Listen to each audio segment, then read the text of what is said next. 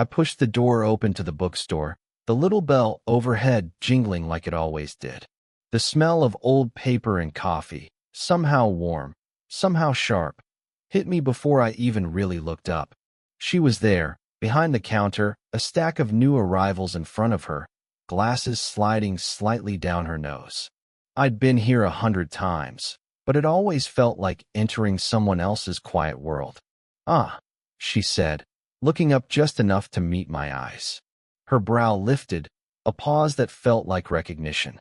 "You've changed more than I expected." The words hung there.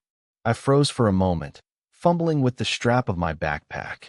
She didn't laugh or prod, didn't even smile fully, just that slight tilt of her head that made me aware of every line in her face, every movement in her hands.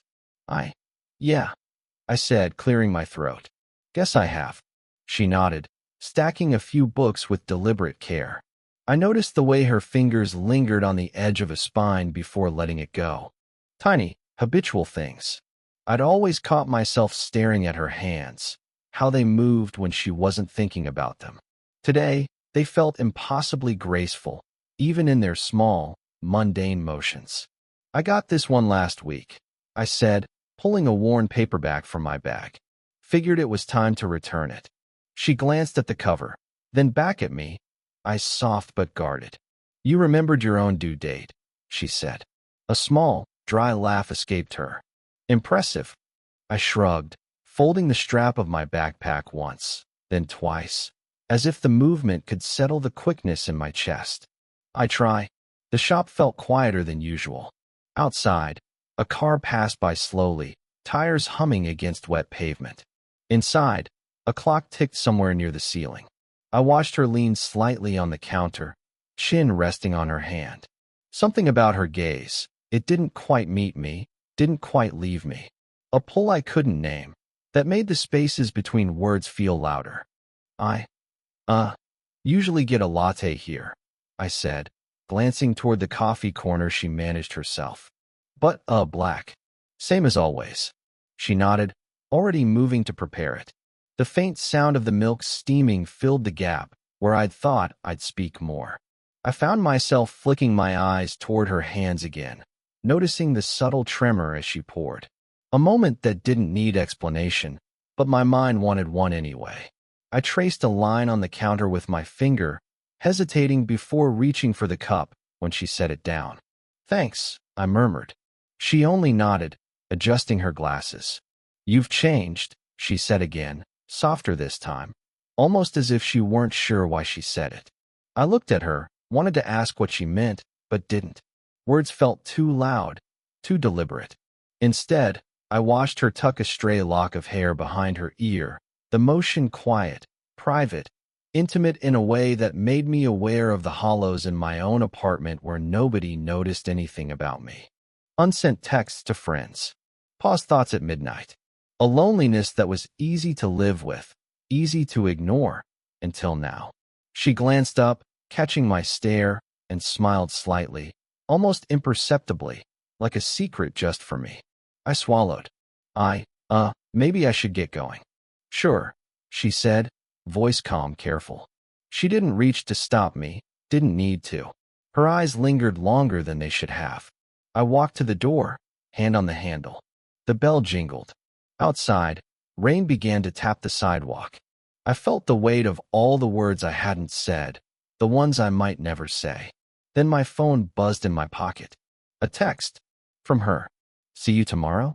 And just like that, the ordinary afternoon felt charged with something I couldn't name, something I didn't know if I wanted to.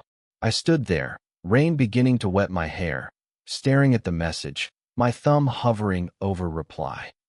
The next afternoon, I found myself back at the bookstore without really deciding to. Rain had left the streets glistening, and the air smelled faintly of damp paper and city asphalt. She was behind the counter again, sorting a pile of returns, sleeves pushed slightly above her elbows. "Hey," I said, setting my bag down. "Hey," she replied, her voice calm, neutral, but with the faintest upturn at the edges, like she'd been expecting me. I lingered near the shelf of poetry books, pretending to skim titles. Her movements were effortless, habitual, but I noticed the little hesitations, a pause before a spine was replaced, a sigh she didn't quite let out. I wondered if she noticed me noticing. "Did you ever read much poetry when you were younger?" I asked, trying to start somewhere that didn't feel like a conversation trap. She glanced at me, a small, private smile tugging at her lips. "Not much," she admitted. "I used to think it was frivolous, I guess, until my sister gave me a little book, handwritten notes all over it. I read one poem and felt like she was the only person who'd ever noticed me. Her eyes didn't meet mine fully, yet I felt something fragile there, like a pane of glass barely holding a memory." "I get that," I said, keeping my voice low. "I sometimes feel like that with people, like no one really sees you, even when they're right there." She nodded, slow, as if weighing the truth of it. There was a quiet tension in the air, thick but unspoken. She shifted slightly, brushing her hair back, and I noticed the faint line where her wedding ring used to be. Divorced. I already knew the age gap was enormous, a subtle boundary that made every glance and pause between us heavier. I found myself helping her stack a few returned books. Our hands brushed briefly, and I froze, not from the touch itself, but the weight of what it could mean. She didn't pull away, didn't comment. The silence held us in place. She poured tea into 2 chipped mugs, set one in front of me. "It's chamomile," she said. "For nerves or quiet thoughts." We sat, steaming mugs between us. Neither spoke at first. I traced the rim of my cup, imagining all the ways this could be complicated, foolish, fleeting. My mind ran through conversations I might never have. The risk, the social awkwardness, the quiet knowledge that I wasn't supposed to feel this way. Then she laughed softly, almost to herself, folding the napkin on the counter as if she hadn't noticed the tension at all.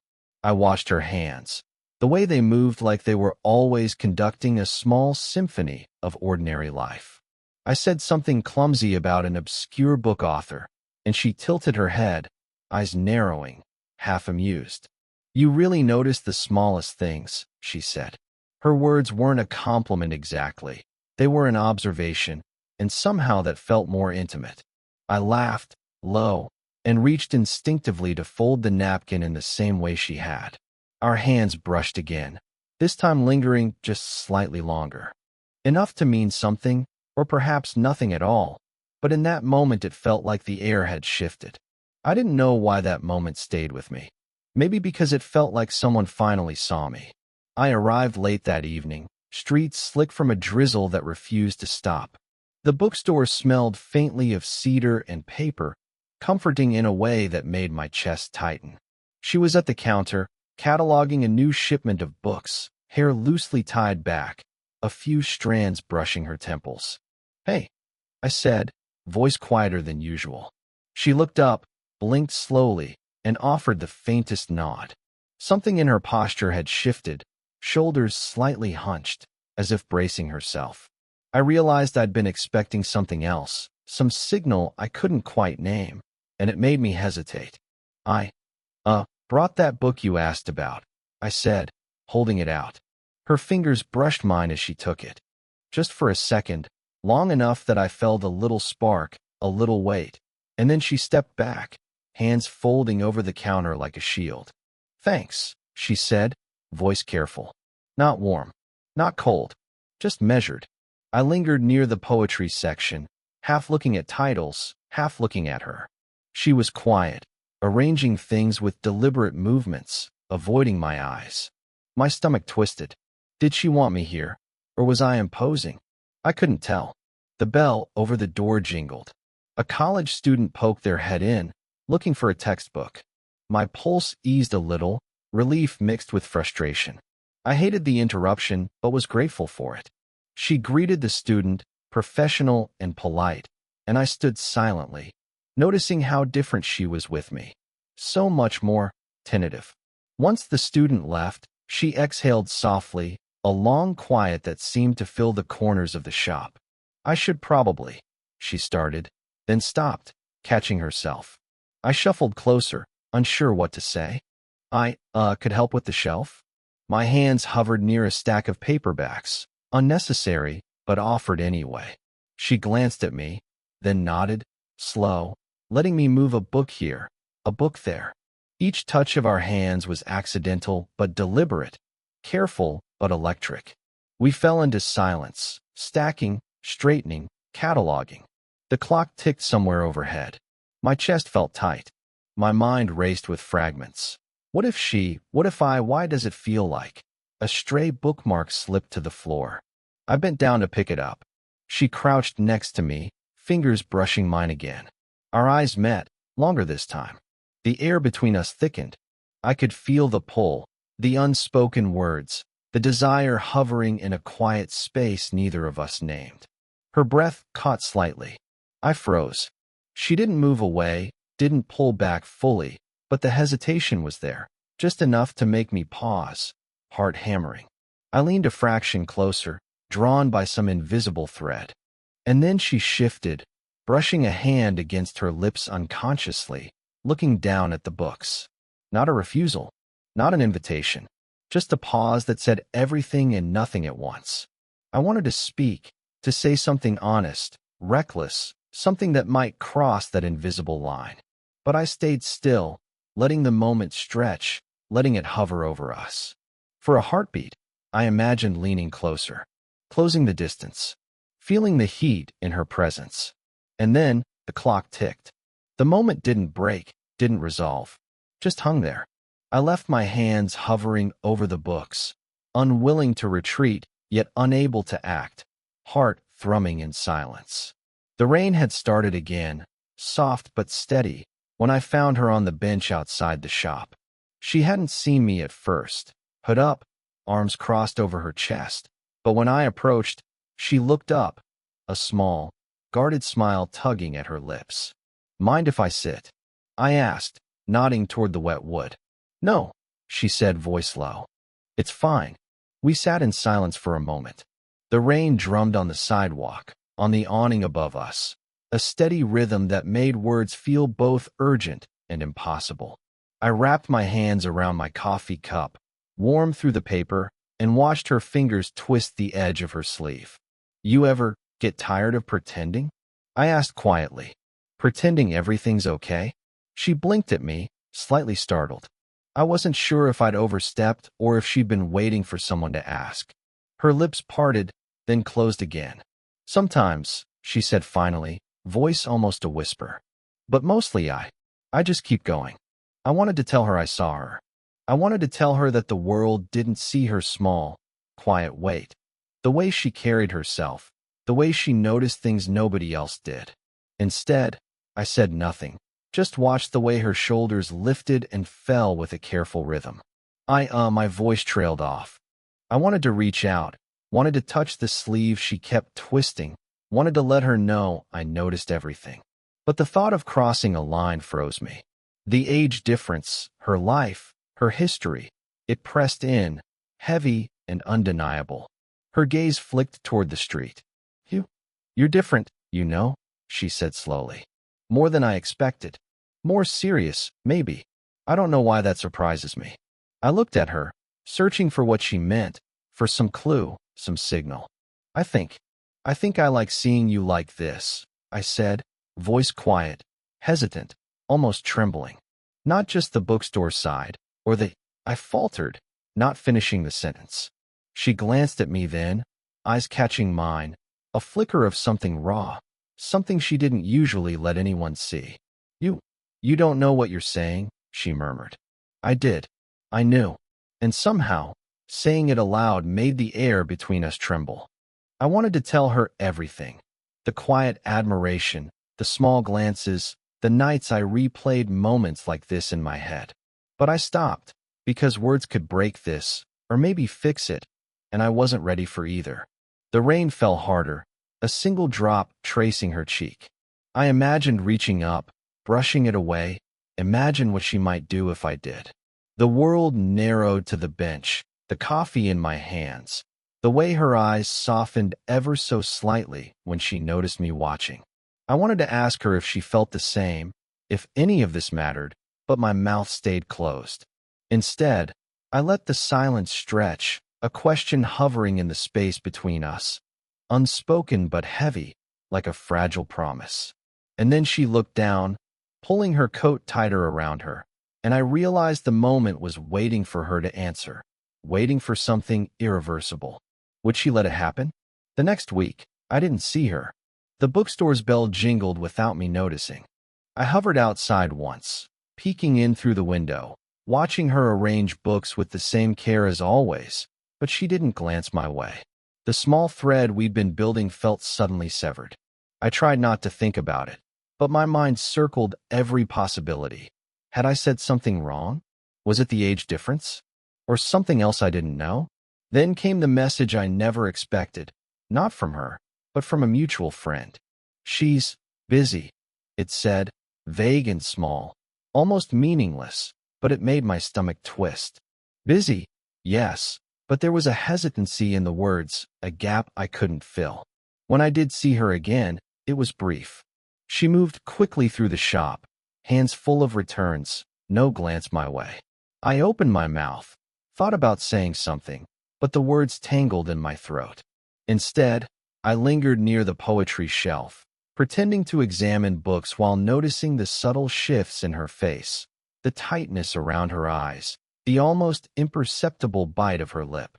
Later, I found out, indirectly, a detail she hadn't mentioned.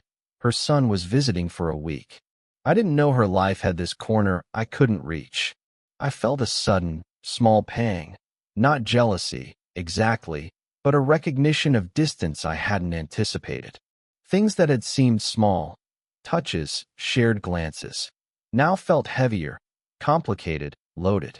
I kept showing up. The bookstore, the coffee corner, even the street she crossed on her walk home. But she stayed polite, careful, distant. A smile here, a nod there, nothing more. My chest ached in quiet increments. The longing I had tried to nurture was met with cautious restraint, and I didn't know how to respond. One evening, I sat outside the shop after closing, holding my coffee too long, letting it go cold. I typed a message to her, brief, awkward, asking if she'd like to meet for tea. I paused, reread it, erased it. The cursor blinked, impatient and silent. I imagined all the ways she might react: curiosity, annoyance, indifference. And that made me pause again. I didn't send it. Instead, I left the phone face down on the table. Walked away. The streetlights reflected on the wet pavement, a small mirror for my hesitation. Every scenario, every imagined confession, collided in silence. I didn't feel heartbroken. I felt paused, like life forgot to finish the sentence. The seat in the bookstore remained empty the next afternoon. The bell jingled for other visitors, but I noticed, as always, the absence that mattered. And I realized that sometimes waiting, sometimes standing just outside the space where someone exists, sometimes that's the heaviest thing you carry. I found her in the bookstore late one afternoon, the light fading through the tall windows. She was behind the counter, counting receipts, eyes focused but distant. I lingered by the door, hands shoved in my pockets, feeling the weight of all the days I hadn't seen her properly. She looked up, caught my gaze, and something unspoken passed between us. A small tilt of her head, a pause that felt deliberate.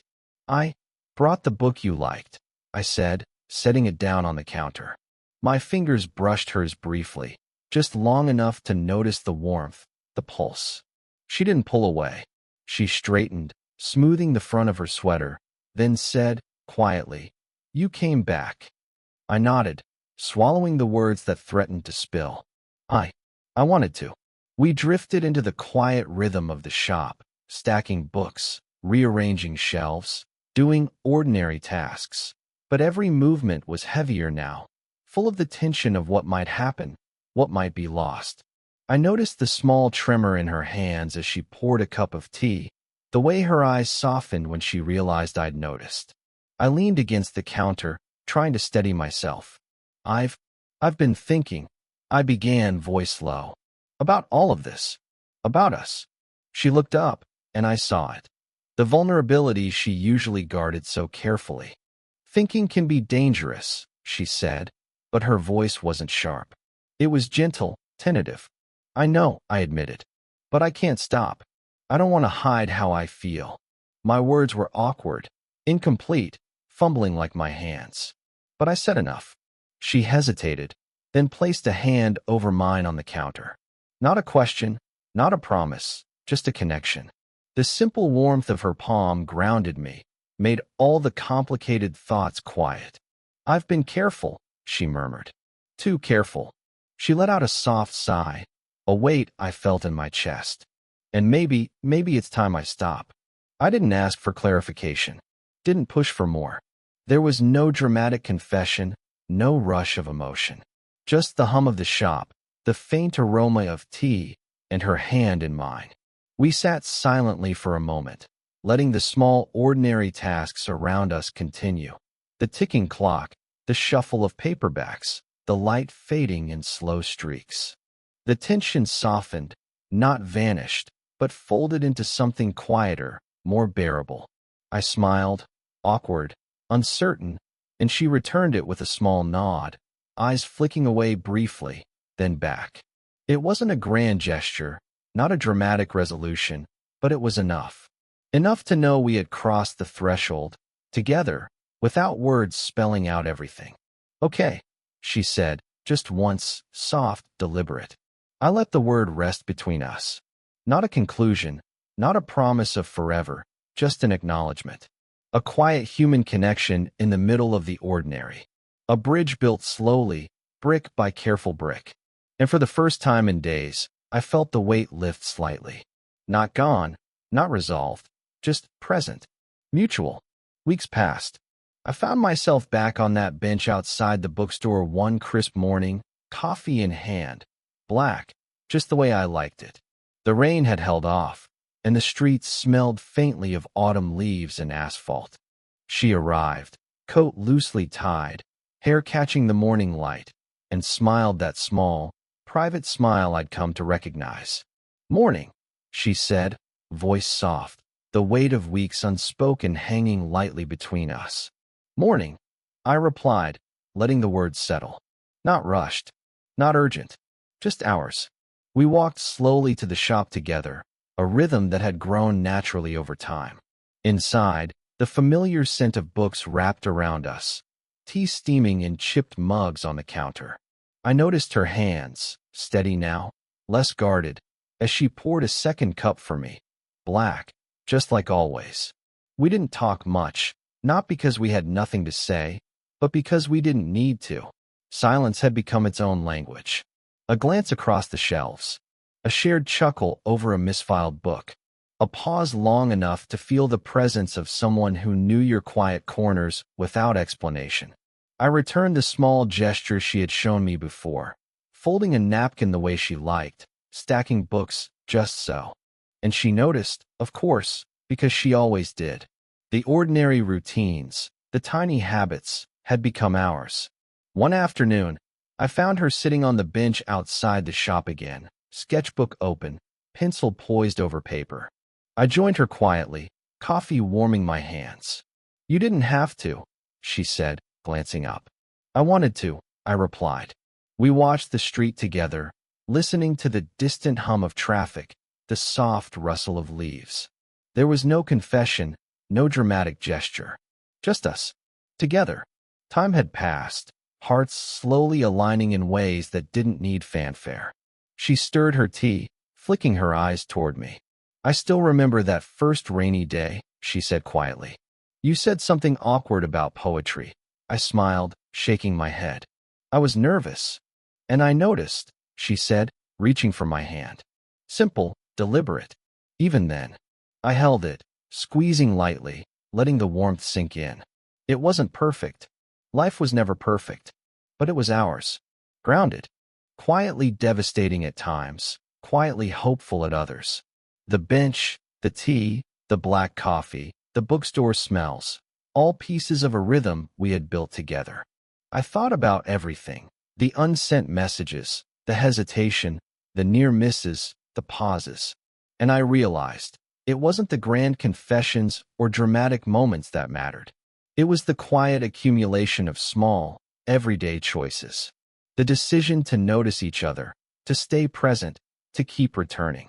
I leaned back, letting her hand rest over mine. And for the first time in a long while, I didn't think about what could go wrong. Just what was here. Just this. Something only we would understand. A love grown slowly, carefully, like the margins of a well-worn book. Did this story stay with you? What kind of quiet, real love stories do you want to hear next?